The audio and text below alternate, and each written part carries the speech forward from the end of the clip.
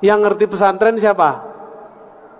Ulama. Yang ngetri buat jalan, buat bangunan siapa? Insinyur. Maka kami nggak urus Pak itu.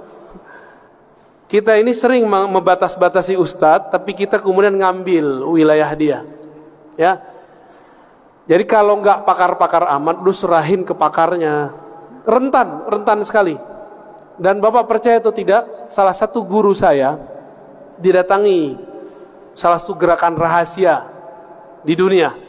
Saya nggak usah sebut. Dan mereka mengatakan apa? Disampaikan ke kita waktu itu. Ini Bapak percaya atau tidak, ini bukan stigma negatif. Rumah-rumah tahfiz, mahat-mahat tahfiz yang tidak jelas sanadnya itu proyeknya kami. Itu mereka yang ngomong tahun lalu. Untuk mengadu ulama-ulama yang ada di pesantren-pesantren dengan orang yang juga berkopiah, ngafal Quran, tapi isi dalam kolbunya tidak ada Quran. Dia cuma ngapal. Ini mohon maaf.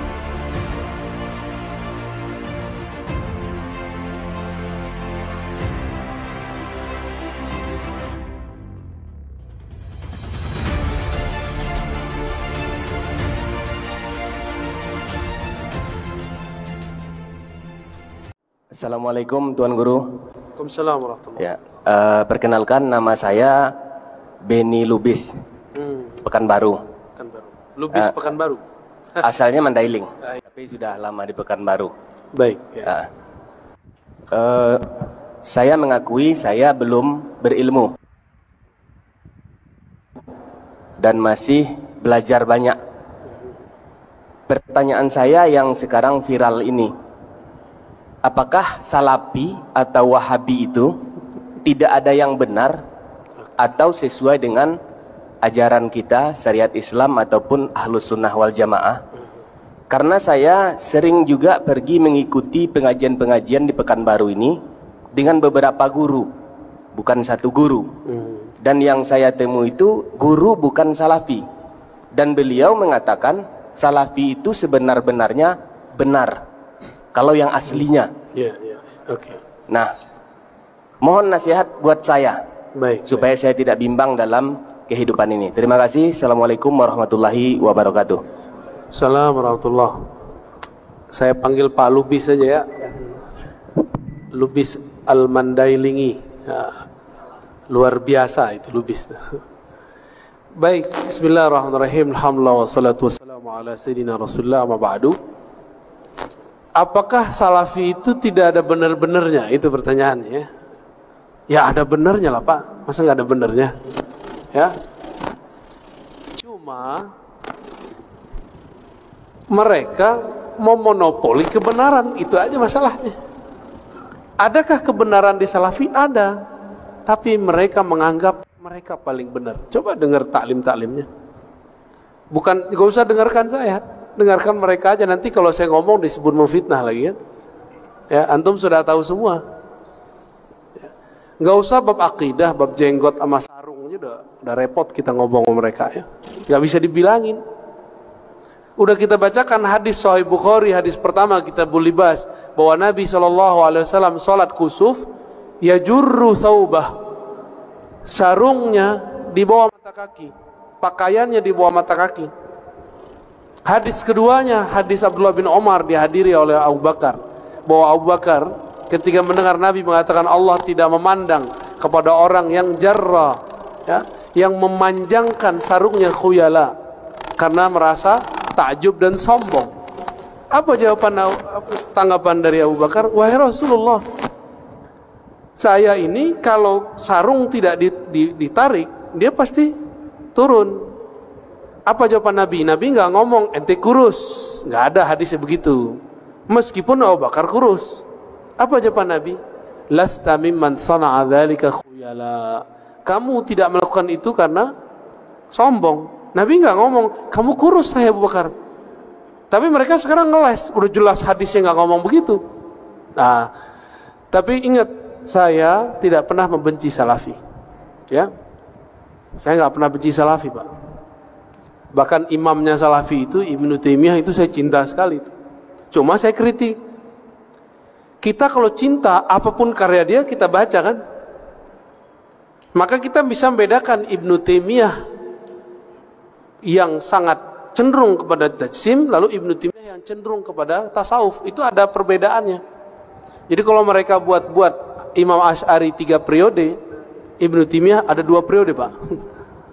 Bukan 3 periode presiden. Periode terakhirnya jadi sufi dia. Itu teksnya jelas, imamnya jelas, kalamnya jelas, bukunya jelas.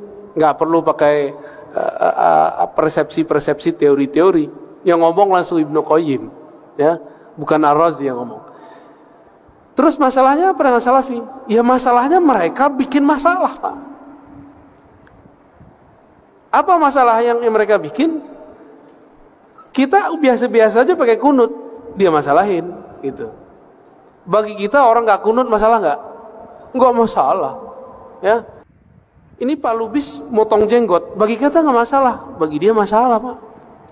Ya. Jadi dia mempermasalahkan yang kita nggak masalahkan. Kita kalau ada orang meninggal, kita bacakan doa sembari bacakan ayat, yasinan, tahlilan. Bagi kita masalah nggak? Bagi dia masalah. Yang cari-cari masalah. Ini mau Rabiul Awal, kita cinta Nabi. Nanti dia cari-cari masalah. Apa masalahnya? Maulid Nabi itu pertama kali dibuat oleh Syiah. Loh, mana ada riwayatnya begitu?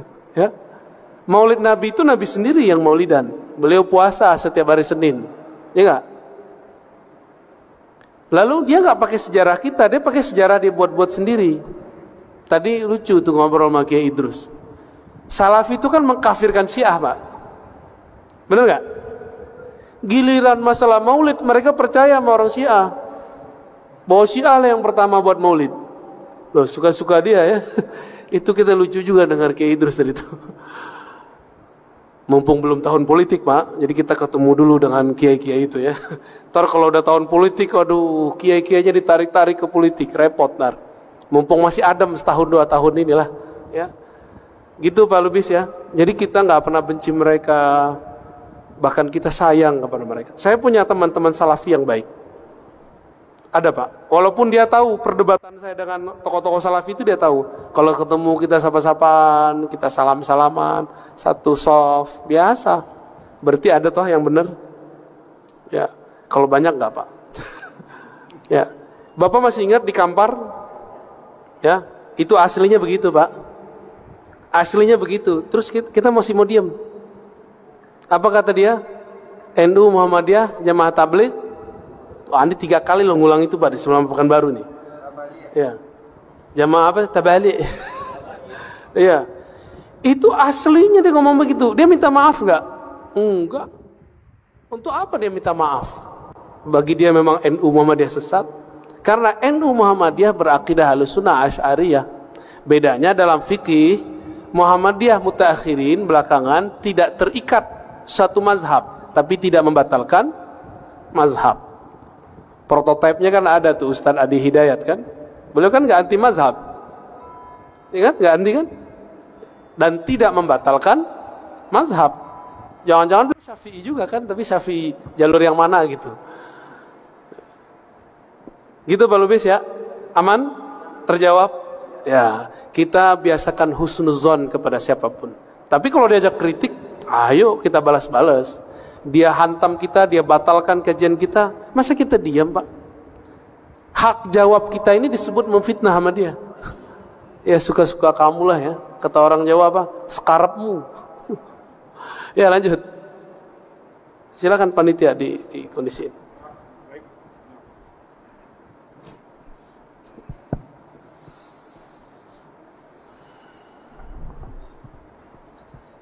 Assalamualaikum warahmatullahi wabarakatuh. Assalamualaikum warahmatullahi. Buya, saya memang mengikuti Buya beberapa kali dari pertemuan ini.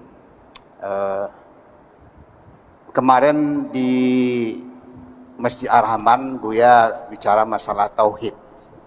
Tauhid itu yang terakhir adalah surat Al-Ikhlas.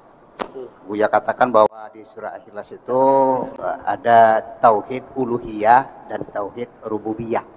Allah, qul huwallahu ahad, Allahus samad. Ahad itu adalah uluhiyah, somad itu adalah rububiyah.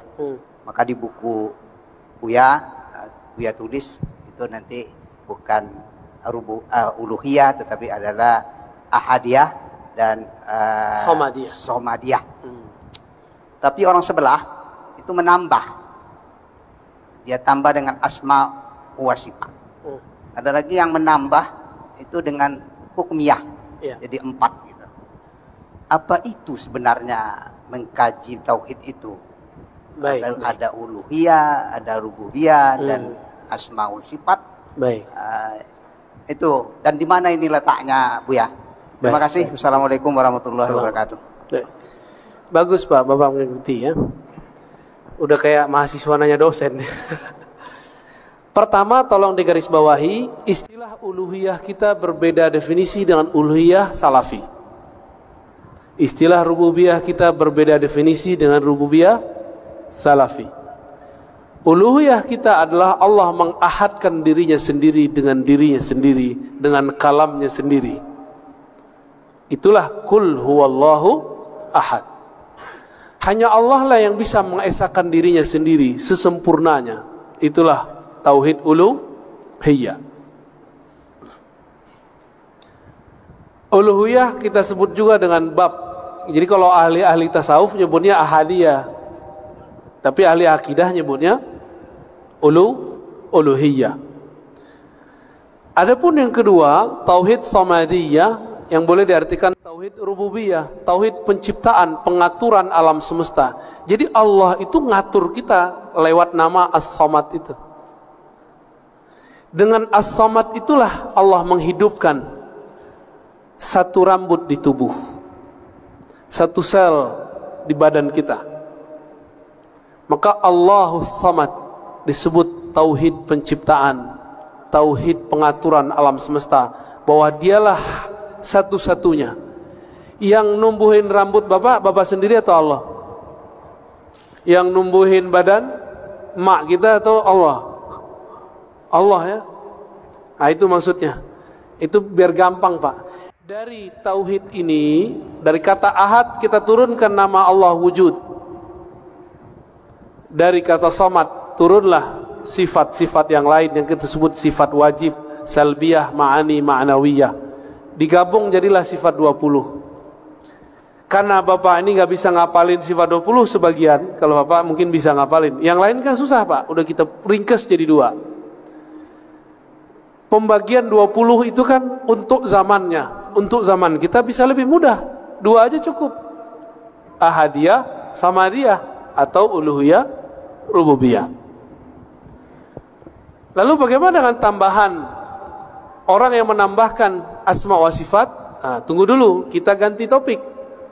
Uluhiyah rububiyah yang kita maksud barusan ini akidah ahlus sunnah. Sedangkan yang bukan ahlus sunnah tapi mereka mengklaim itulah tauhidnya Nabi. Bahkan di buku-buku mereka itu inilah tauhidnya para nabi bahkan sebelum Nabi Muhammad. Lebay gak? Emang para nabi dulu tauhidnya uluhiyah rububiyah asma sifat?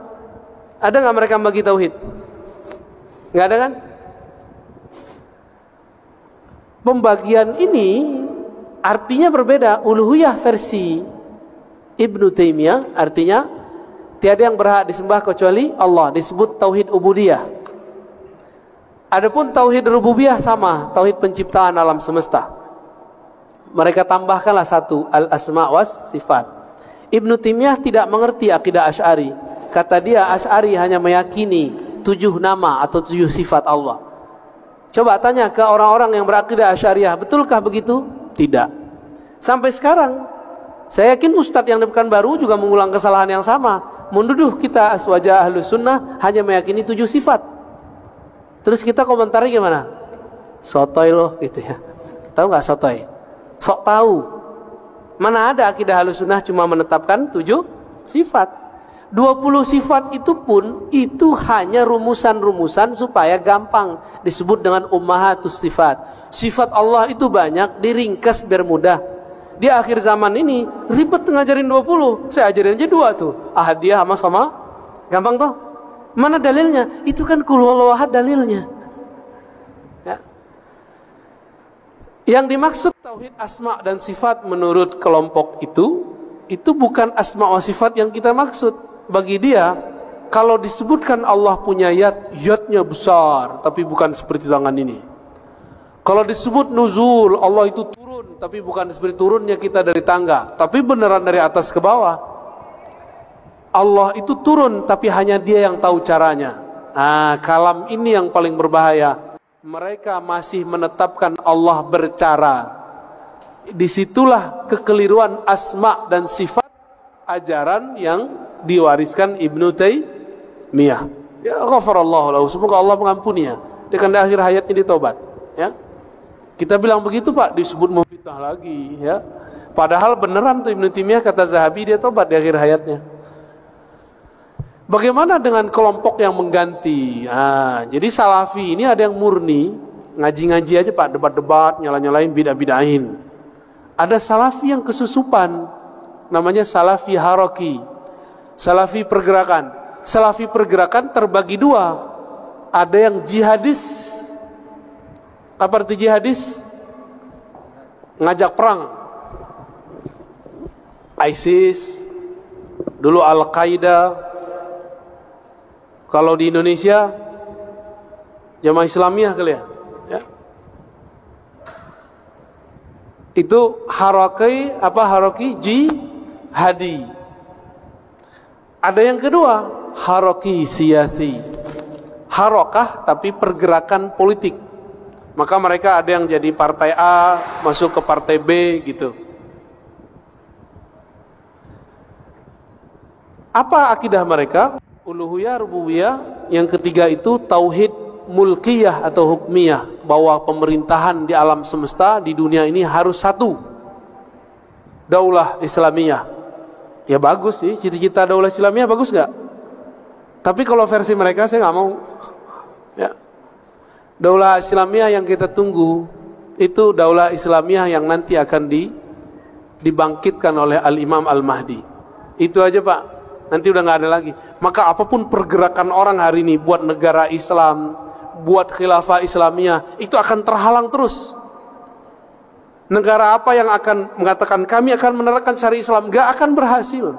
Ada aja halangannya. Karena Allah tidak ridha kecuali untuk imam akhir zaman.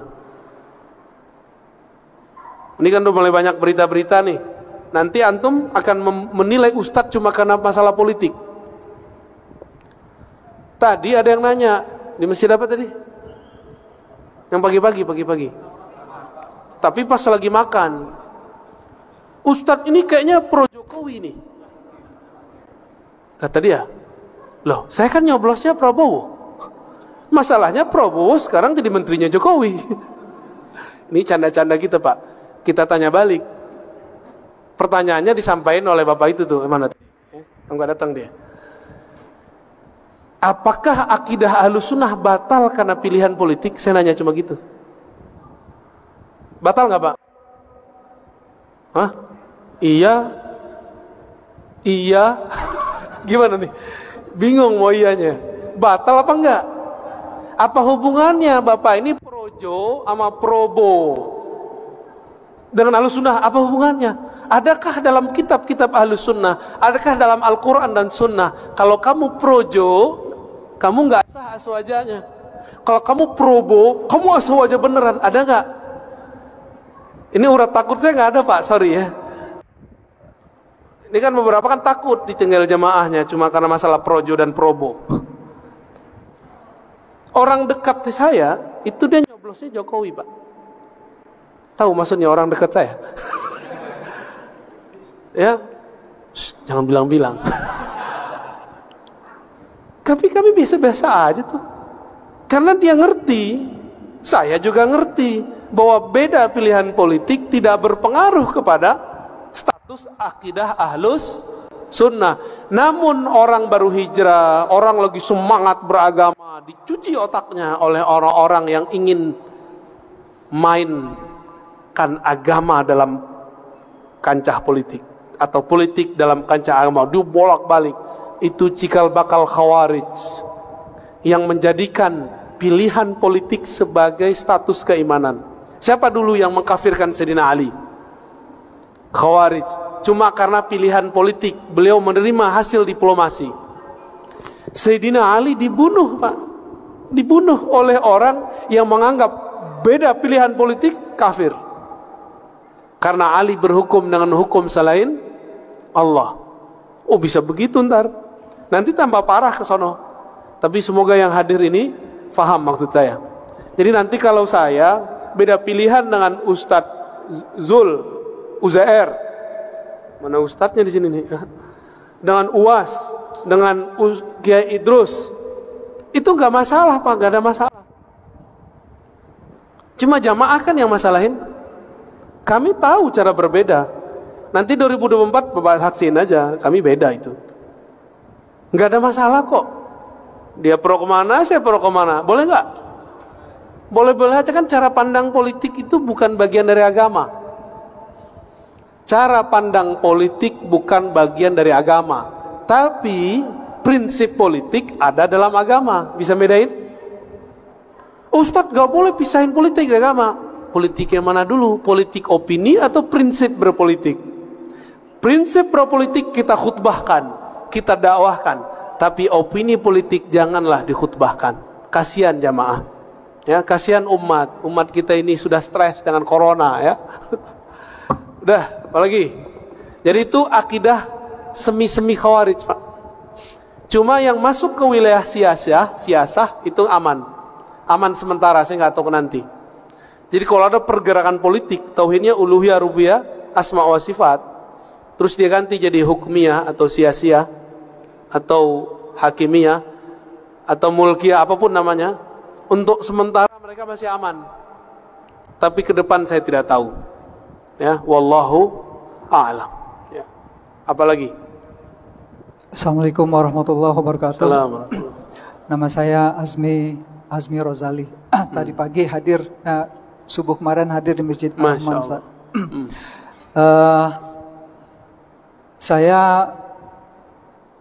di khutbah tadi menangkap Ustadz memberi stigma tertentu negatif kepada para pesantren hafiz, adik-adik kita yang sedang berjuang untuk menghafal Al-Quran saat ini, Ustaz. Oke.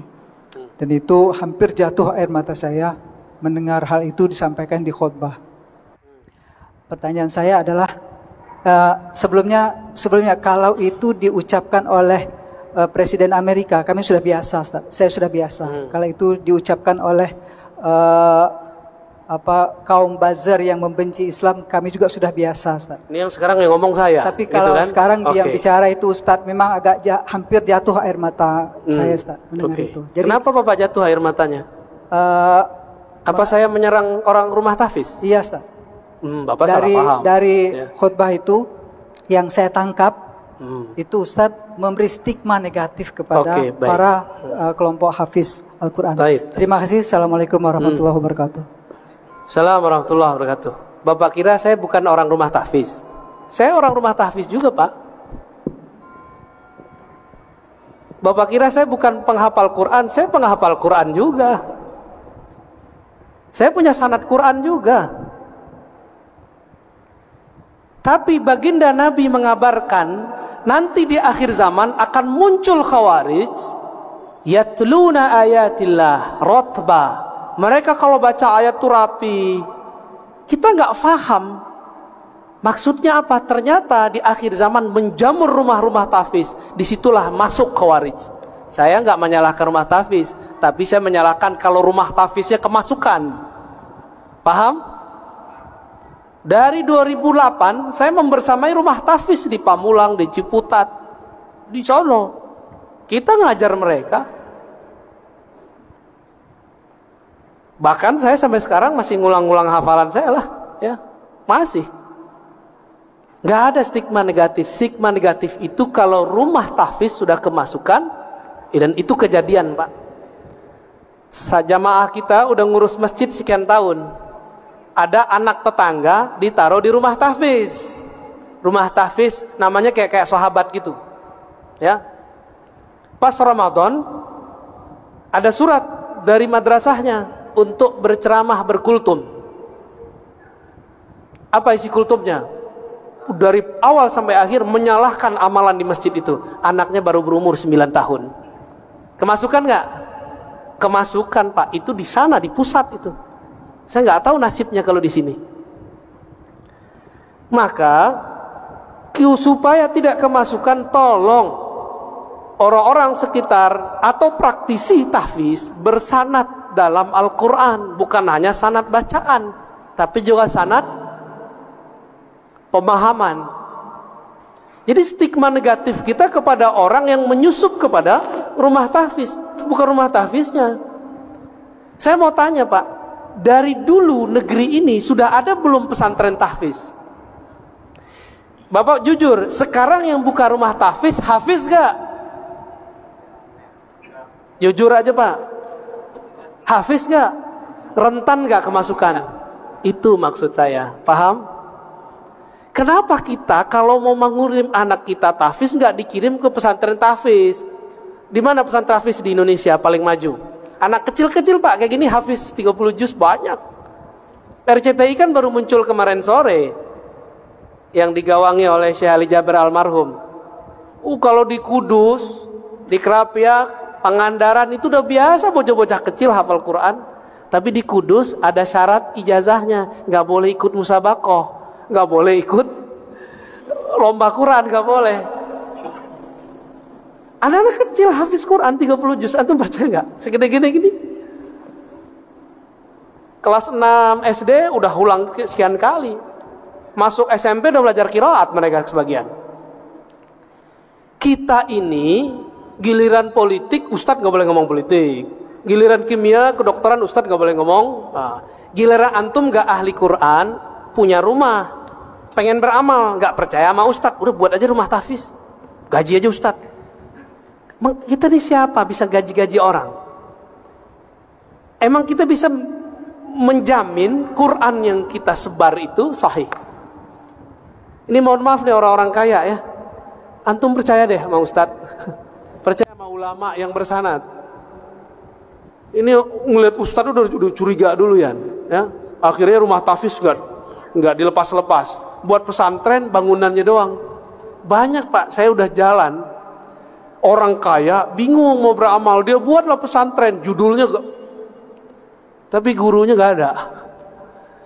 Dimintalah seorang ustadz ngajar 3 bulan kabur, ganti lagi ustadz setahun bubar semua.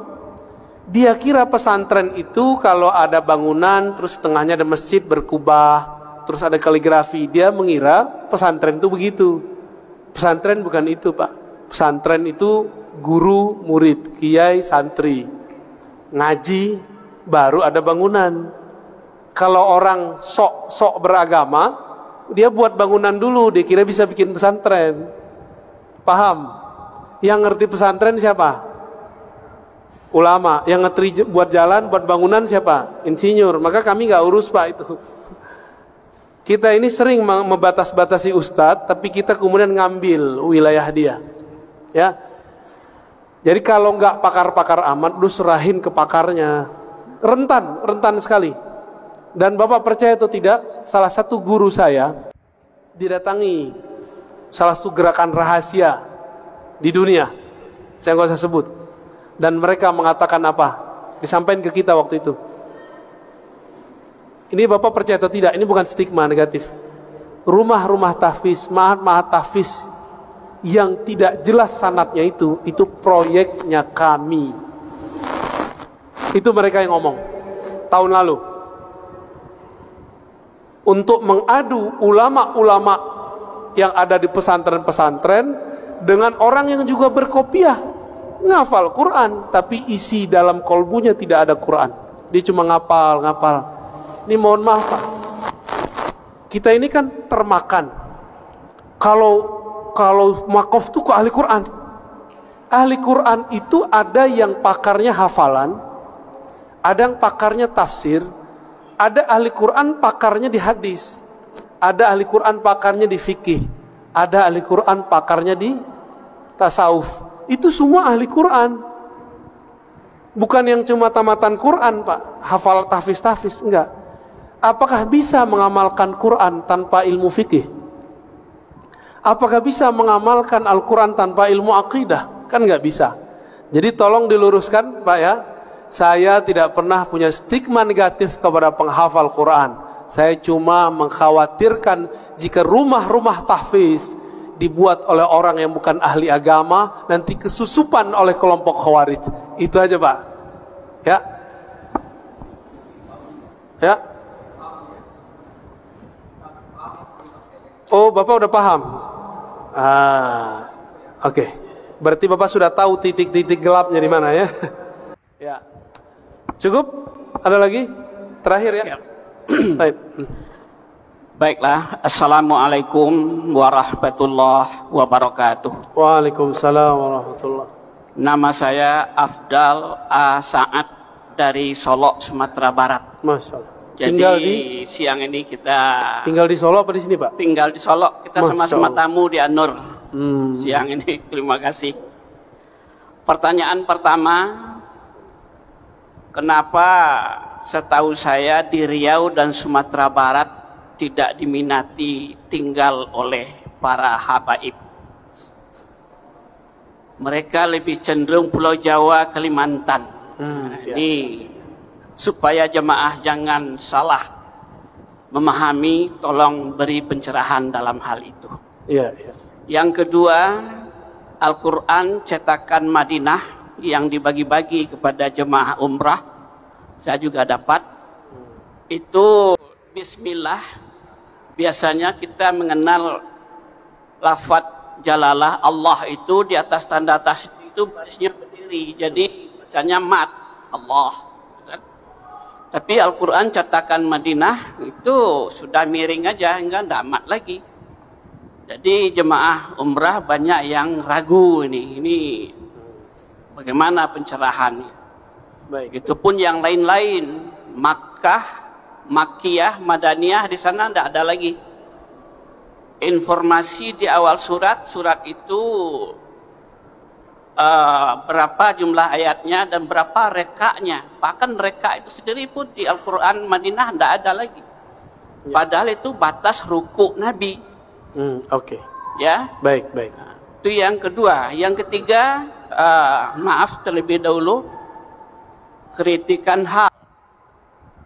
Apa? Kalau keadaan kita sekarang ini, kalau tadi Ustadz nampaknya mempersilakan yang bertanya sebelah kiri dulu, terakhir sebelah kanan. Apa ini kira-kira ada kececer sunnah kita kalau Rasul? Bapak ngeritik saya, kritik pengurusnya Pak. Baik Pak, terima kasih Pak. Ya kalau pengurusnya, Bapak serius amat soalnya. Ya, Ustadz juga harus membenarkan itu. Iya. Jadi ini jadinya saya yang dapat posisi duduk sudah saya atur dari tadi Pak. Karena punya harapan saya yang pertama dulu. Tapi saya jadi penutup. Nah ini mungkin karena ya gitulah. Iya, ya, 3 pertanyaan. Tangannya kurang tinggi Pak. Ya. Bagaimana Pak? Iya. Sudah, terima kasih 3 pertanyaan siang ini. Assalamualaikum warahmatullahi wabarakatuh. Assalamualaikum warahmatullahi. Jauh sekali Pak dari Solo.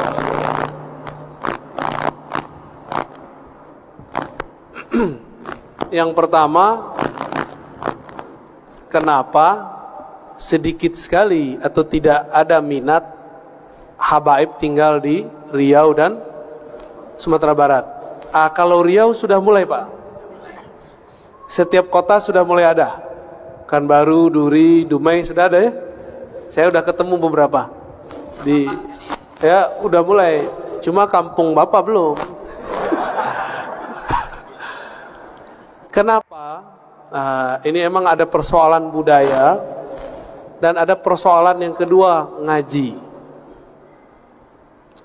Budaya orang Sumatera, khususnya Sumatera Barat, Riau, termasuk Aceh ya, Medan juga termasuk sebenarnya, itu budaya egaliter. Tahu budaya egaliter? Kita itu setara. Ente Habib, lah ente kan juga manusia, ya gitu orangnya. Yang paling repot di Sumatera Barat, semua suku harus ke ibu, bukan lewat bapak. Sedangkan habaib lewat bapak. Maka banyaklah yang wajah-wajah zuriat Nabi di Sumatera Barat, tapi dia nggak punya suku lagi, namanya nama-nama orang Minang, Pak. Nama-nama orang yang sudah biasa lah. Nggak nama Habib lagi, nggak ada lagi Segaf, nggak ada lagi Atos, nggak ada. Yang bertahan cuma di daerah Pariaman. Itu pun perdebatan sanatnya juga lumayan panjang. Tuangku CD itu ya, CD fulan ya. Tapi Bapak kalau ke Jambi, di Jambi masih banyak, ada kampung, apalagi di Palembang, itu banyak sekali. Habib-habib di Betawi itu dari Palembang kebanyakan ya. Bahkan ada yang beberapa dari pesisir Aceh ya. Baik. Kenapa? Karena tadi budaya. Yang kedua, nggak ngaji bab tentang zuriat Nabi Sallallahu Alaihi Wasallam. Ini saya pernah menyampaikan hadis tentang menghormati zuriat Nabi di depan tokoh MUI dari kampung saya, Pak, dari Payakumbuh. Apa kata dia? Kamu kalau baca hadis ini nih, kamu akan dituduh Syiah. Loh, kenapa, Pak? Ini kan hadis Sahih Muslim. Dia bingung. Emang Sahih Muslim? Kita bacain hadisnya. Nabi mengatakan, inni tarikum fikum tsaqalain. Aku tinggalkan kepada kamu dua beban, dua wasiat. Pertama kitabullah, yang kedua ahlu baiti. Hadis yang masyhur, taraktu fikum amrain, ya kan? Itu hadisnya nggak sampai derajat sahih. Kitab Allah wa sunnati, ya. Itu hadisnya tidak sampai derajat sahih, cuma riwayat Ibnu Abi Syaibah. Yang sahihnya apa? Ada di riwayat Imam Tirmizi, taraktu fikum amrain atau saqalain atau syai'ain. Pertama kitab Allah, yang kedua ahla baiti itrati. Giliran hadis begininya, orang-orang yang ngaku Ustadz Sunnah nggak mau baca, Pak, dia nggak mau dia baca. Aku tinggalkan bagi kalian dua wasiat. Pertama kitab Allah, yang kedua terahku, keturunanku, ahlu baitku. Maka hadis ini mulai saya sebarkan. Silakan antum tuduh saya apa aja, yang penting saya ikut Rasulullah Sallallahu Alaihi Wasallam. Maka cinta kita kepada ahlu bait beda dengan cintanya Syiah kepada ahlu bait. Kita mencintai ahlu bait tanpa membenci sahabat dan istri-istri Nabi. Sedangkan Syiah mencintai ahlu bait tapi membenci sebagian sahabat. Itu bedanya. Bagi saya ada dua keluarga Nabi, ada keluarga nasab, ada keluarga sahabat. Itu dianggap keluarga beliau. Dan beliau mengatakan, aku dengan kalian seperti orang tua kepada anak-anaknya. Terjawab, Pak? Budaya. Ada yang ragu, bukankah Hasan Hussein dari anak Rasul yang perempuan juga? Iya, tapi masalahnya orang Minang gimana? Ya? Nabi SAW mengatakan, semua nasab terputus kecuali nasabku. Maka khusus buat Nabi itu matrilineal dari Fatimah, tapi setelah itu kembali ke, kan bapaknya masih ahlu bait, Abu Thalib, ya, nggak ada masalah kok, Pak. Kalaupun anggap nih matrilineal, emang nggak sah tuh nasab ke ibu, berarti bapak batal sebagai orang Solo, kan? Ya, oke. Ciri-ciri tentara Dajjal di akhir zaman tidak percaya zuriat Nabi. Kenapa? Imam Mahdi itu zuriat Rasulullah SAW. Nanti dia muncul, nggak mungkin. Keturunan Nabi udah habis. Ada gak yang ngomong begitu? Dia nggak sadar ngomong begini itu udah ditandain sama Dajjal, dia langsung, wah ini panglima gua nih, ya. Hati-hati, Pak. Hati-hati, Pak. Cinta ke keluarga Nabi, benci ke sahabat Nabi, sama, Nabi juga nggak suka. Itu dimanfaatkan juga oleh Dajjal ntar, ya. Yang kedua tentang Quran Madinah. Bapak kalau nggak suka pakai Quran cetakan Kudus saja, Pak. Ya, nggak usah dimasalahkan. Itu masalah tadi huruf segala macam itu ada ilmunya, namanya Rasam Utsmani. Rasam Utsmani itu ada mazhab-mazhabnya. Kalau tidak paham nggak usah dikritik. Ya, udah belajar belum Rasam Utsmani? Nggak belajar? Ya udah, aneh nggak usah kasih tahu. Kenapa dalam huruf kita, ya, kita coba kita lihat, Bismillah, alifnya di depan nggak? Bener. Padahal aslinya ba ketemu alif, tapi alifnya ditaruh di depan. Itu ilmu rasam. Karena seorang ahli rasamnya dulu ahli tasawuf, dia mengerti ilmu hakikat bahwa alif tidak boleh didahului oleh ba. Tetap bacanya Bismillah, bukan Abismillah. Terus apalagi? Quran yang kita pakai di Indonesia itu dulu rasam ismaninya kebanyakan yang sudah berkembang di India. Jadi Quran yang ini nih Pak, ini pada pakai Quran ini kan kebanyakan ini dulu di India. Alhamdulillah di daerah Kudus, di daerah Jawa Tengah berkembang khat. Santri-santri itu muda-muda itu mereka punya hobi menulis Quran. Tulis tangan. Sampai sekarang masih ada. Makanya Bapak tolong, kalau mau anaknya ahli Quran, jangan nanggung-nanggung. Langsung taruh ke Kudus sono. Di situ banyak Pak pesantren-pesantren nanti. Silakan ke sono. Sanadnya bersambung kepada Rasulullah sallallahu alaihi. Atau teman-teman kita yang baru pulang ketemu Syekh Aiman Suwaid. Ya. Syekh Aiman Suwaid ada yang tahu nggak? Yang tahu mungkin imam kita doang tadi ya. Syekh Aiman Suwaid, ulama Syam, dia tinggal di Jeddah, dia buat daurah-daurah kemana-mana. Itu teman-teman kita tamatan Mesir, tamatan Yaman, tamatan Syam, itu banyak yang berguru kepada beliau. Qurannya bersanad. Karena beliau akidahnya Ahlus Sunnah, Asy'ariyah, dan bermazhab Syafi'i. Jadi, Bapak nggak usah baca itu Pak. Emang orang di Madinah mau buat khat itu sembarangan? Enggak, itu ada ilmunya. Dan memang berbeda khatnya orang Hindi, rasamnya mushaf orang India yang turun ke Indonesia dengan khatnya orang Madinah. Itu beda, ya. Jadi tolong jangan dimasalahkan. Nih Qurannya udah ganti nih. Cukup Pak. Yang terakhir kok mulai dari kiri, itu urusan panitia Pak ya.